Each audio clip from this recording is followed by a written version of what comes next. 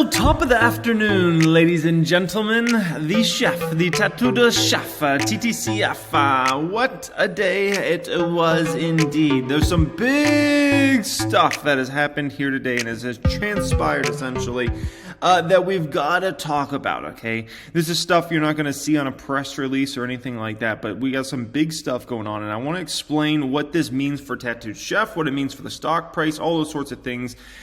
And yeah, we got a lot to get into. Hope you guys enjoyed this video as always. Make sure to subscribe to the channel. Before we even get into this, you got to subscribe. Hit that button. It's very, very important. And also, always make sure you subscribe to Financial Education 3 as well, because I always got content coming out on that channel as well. So subscribe and subscribe, okay? So, today was supposed to be the big day that we were at $10 a share according to the shorts, and it didn't happen. And not only did that not happen, but this stock beasted, and by the way, it ended up finishing over $18 a share. It takes me about an hour to prep these videos, so sometimes I'm like an hour behind on the stock price and whatnot. But needless to say, the stock ended up closing at $18 plus a share. This is a huge, huge milestone in itself. The fact that we didn't go down and we went up big. We went up double digits, as a matter of fact, right? And I mean, if we look at mainstream media, such as the Hungry Bowl app, the headline was, TTCF misses EPS. They missed revenue.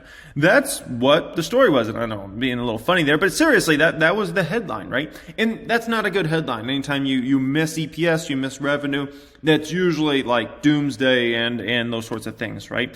If we looked, they were supposed to do, basically have a loss of 6 cents. They lost 10 cents, and they missed by about $5 million on revenue too, right? So, needless to say, double miss. You would have thought the stock would be down a bunch more today, right? And the shorts would have gotten their dream in this scenario, right? Double miss, okay, shoot the stock down. And it just didn't happen. And not only did it not happen, the stock's up huge today, like absolutely huge. And a lot of money came flowing in the stock from long-term investors, right? Like a lot of money nonetheless. I mean, if you were playing this from a short-term perspective, I think a lot of folks just, wouldn't have been in this. Now, this has really nothing to do with the video. I just thought this was cool. Brian sent this over. And essentially, they're talking about Tattooed Chef on Fox Business today. I just thought that was a cool, milestone, okay? So, we got a lot to get into here, right? So first thing, what happened in the stock? So November 3rd, the stock's trading at nearly $19 a share. And ever since then, it just went on this vicious move downward, right? From basically about November 8th to yesterday, November 16th, it was just ugly times ugly for the stock, right? And I mean, it just dropped several dollars.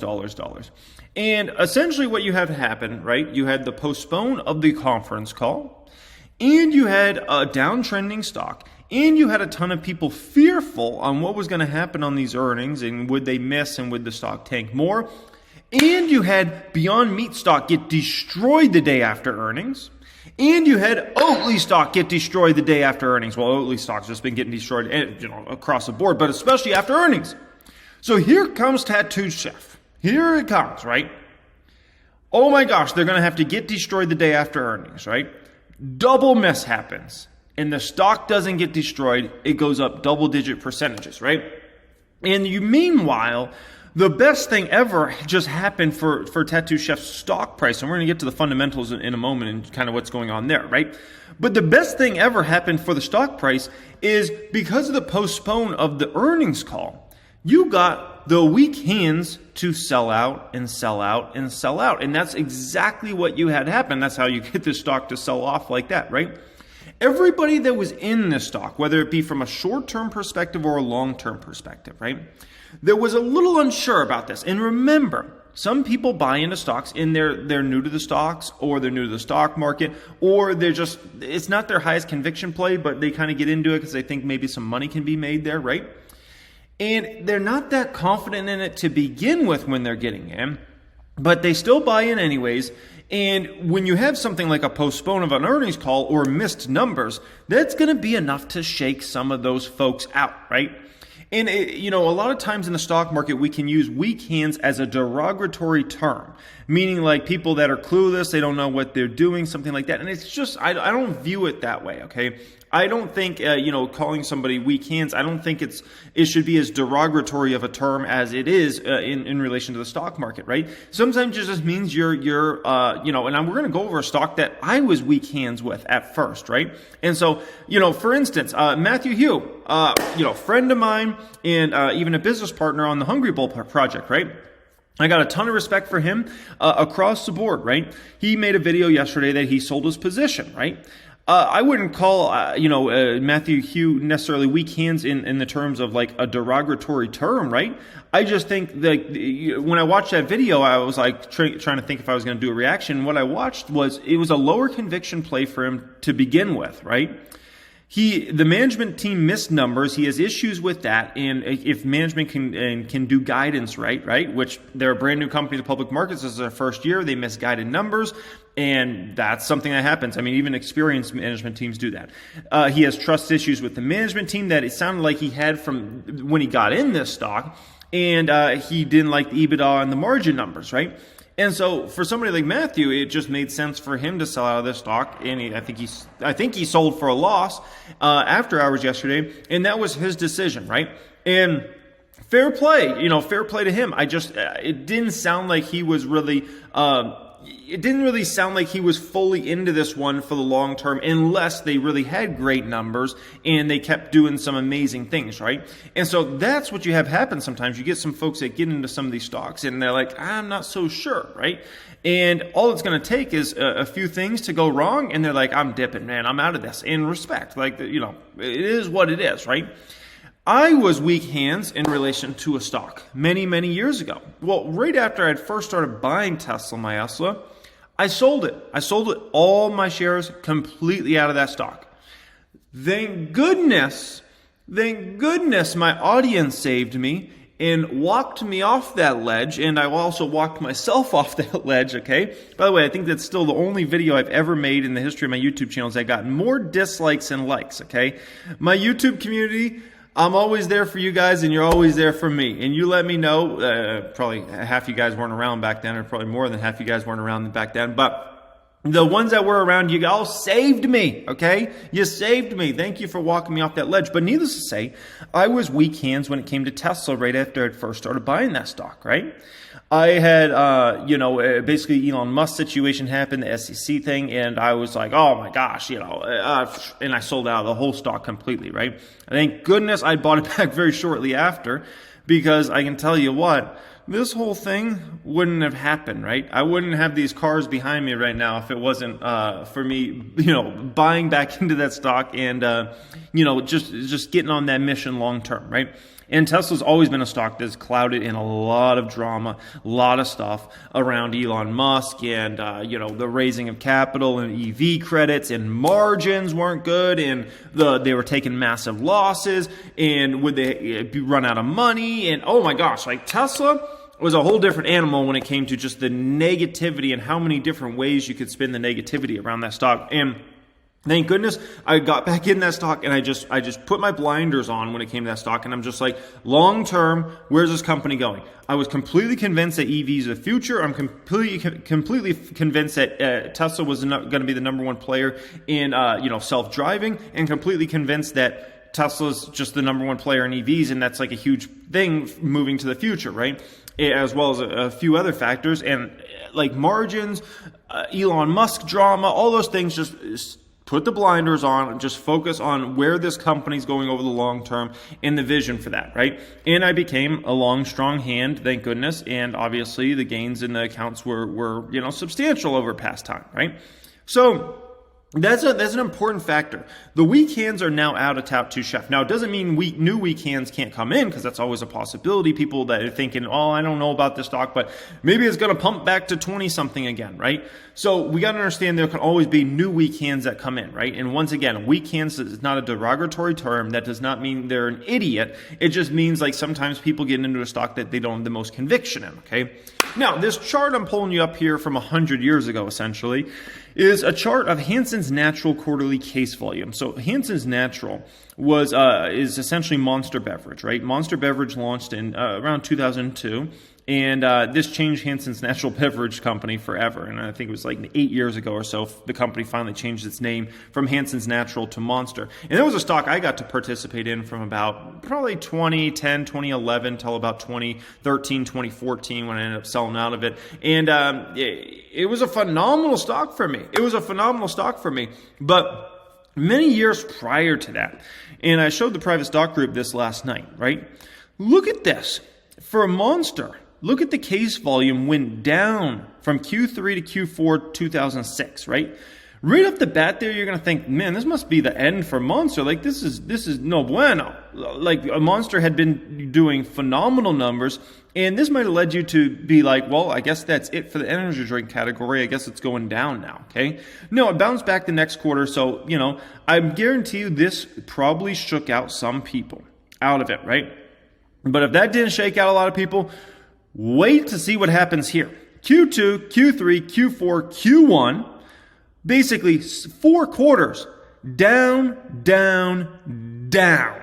Quarterly case volumes, down quarter after quarter after quarter. This is the type of thing that for Monster back then, Hansen's Natural I should call them back then, which was selling, the Monster product. This is something that would have shaken out almost anybody unless they had super long-term vision around the stock and really understanding how big the energy drink category was going to be over time, understanding the innovation level at that company at the time. And I can almost guarantee you that everybody else that was kind of like about Monster, they got out during that time, right? Because they're like, this is crap. This is a garbage stock. The numbers are going down quarter after quarter after quarter after quarter. And remember, those were numbers going down. And so I bring that up as a reference point because if you see a company miss earnings, and let's say they do 44% revenue growth instead of 50% that they were expected to do, or 51% or whatever, right? Doesn't mean it's the end of the world for that company. You got to stay on the long-term vision with what's going on with that company. Very, very key. Because, let's say you cashed out in 2006, 2007, whatever, right? You were wrong. And not only were you wrong massively, right? In the short term, maybe you felt good about yourself, but you were flat out wrong. Look at the run that company went on over time, right? And the only ones that really probably stayed in it at that time were the ones that really understood how big the energy drink category was going to be over time and watched how fast Monster was innovating and understanding this management team, they're going to grow us out of this tough spot, right? Where for several quarters in a row, case volume declined and declined and declined, right?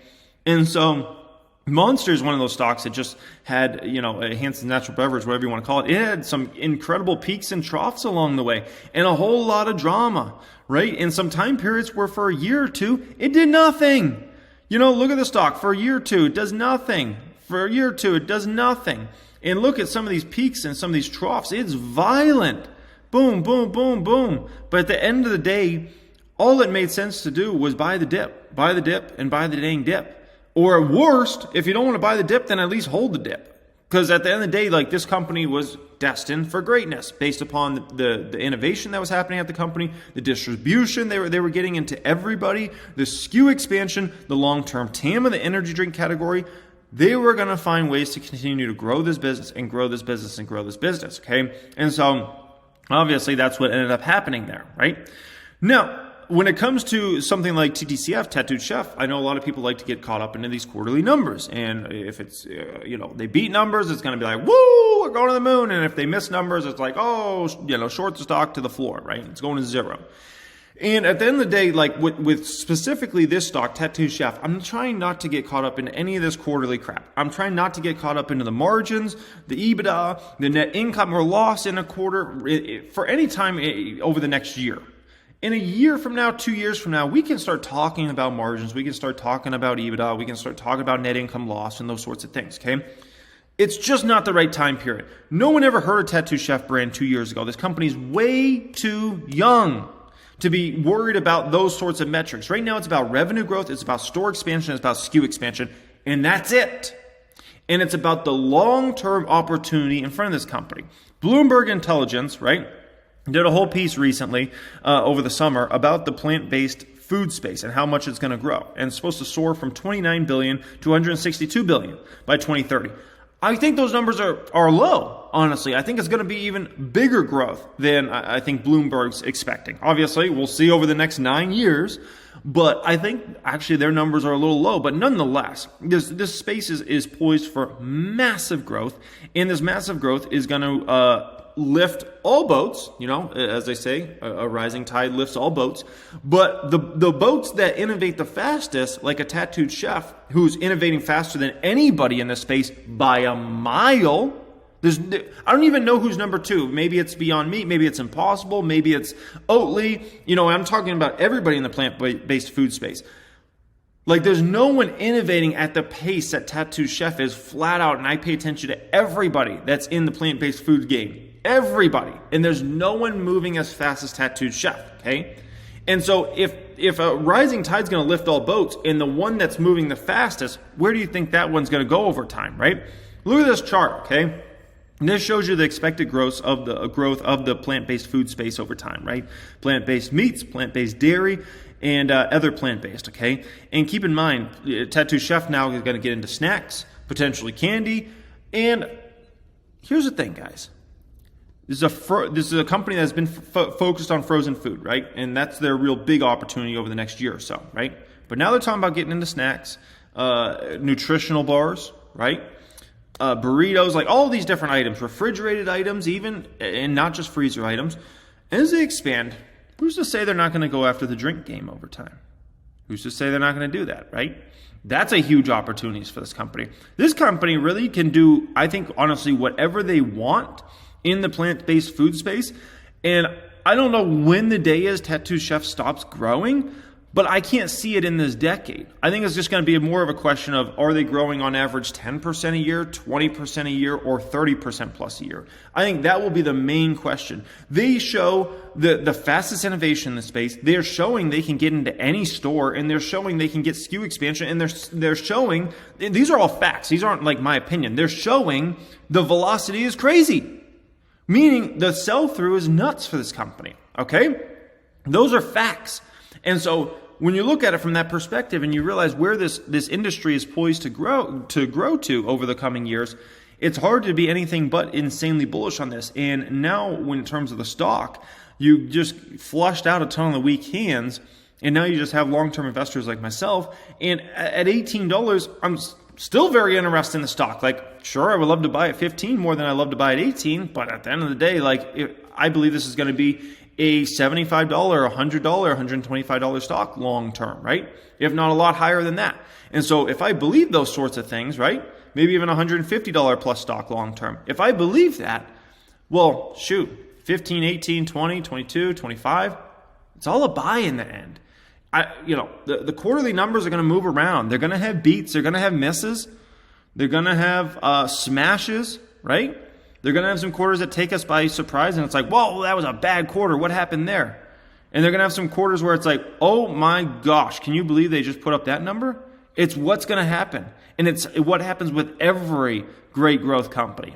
I don't know one great growth company I've ever tracked that every single quarter they smashed earnings. I don't know one great growth company that sometimes they didn't miss earnings every once in a while. So we'll see what happens. Obviously, you guys know where my chips are placed. I own, I don't know. I might be approaching 70,000 shares of Tattoo Chef now.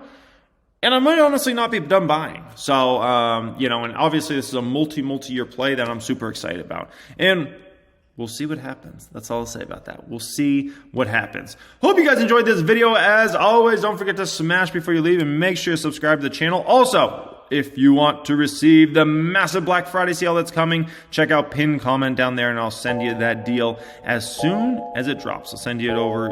If you want to text, I'll send it to you that way when it drops, or we can send it over email. Whatever you want, I'll send it over, guys. Much love as always, and have a great day.